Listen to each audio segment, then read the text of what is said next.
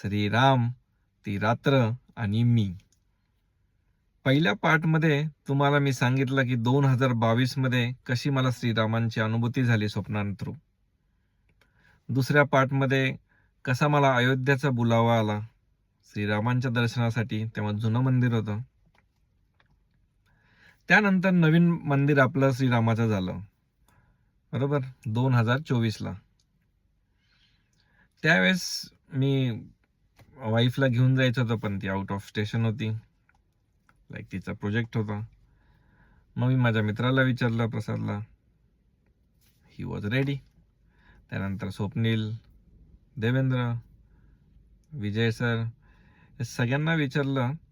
त्यावेळेस ते सगळे रेडी होते, कारण अयोध्याचं नवीन राम मंदिर सगळ्यांनाच बघायचं होतं. तर ऑगस्ट 2024 ला आम्ही अयोध्यात पोहोचलो. पण ह्या वेळेस सगळं वेगळंच होतं. गप्पा होत्या, मजा मस्ती होती, फोटो होते आणि जास्त टाइमपास होता असंच म्हणावं लागेल. कारण सगळे असताना, मित्र असताना कुठं आपलं लक्ष जातंय, राईट? आणि ते असलंही पाहिजे. मित्र कशासाठी असतात?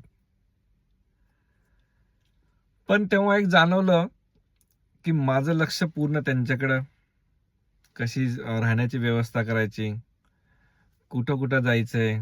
आपण Ayodhya as a tourist place म्हणून आला असं मला वाटलं.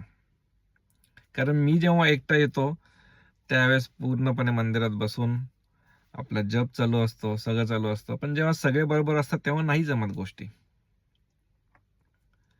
तुम्ही पण अनुभवून पहा. त्यामुळं त्यावेळेसची जी ट्रिप होती ती ट्रिपच म्हणावं लागेल. मी ठरवलं की नेक्स्ट टाइम आपल्याला एकटं यायचंय. हा, पण ती एक मनात एक चांगली हे होती की चल आपण म्हणजे सगळ्यांना घेऊन आलोय. ते पण सगळे खुश होते की फर्स्ट टाइम अयोध्याचं दर्शन झालं. कारण अयोध्या रामाचं दर्शन म्हणजे एक आयुष्यातली मोठी गोष्ट असते. त्यानंतर 2025 बजरंगबलींचं जी अनुभूती होती ती अंगार काटा येणारी होती. झालं असं, मी तुम्हाला ते पुढच्या पार्ट मध्ये सांगतो.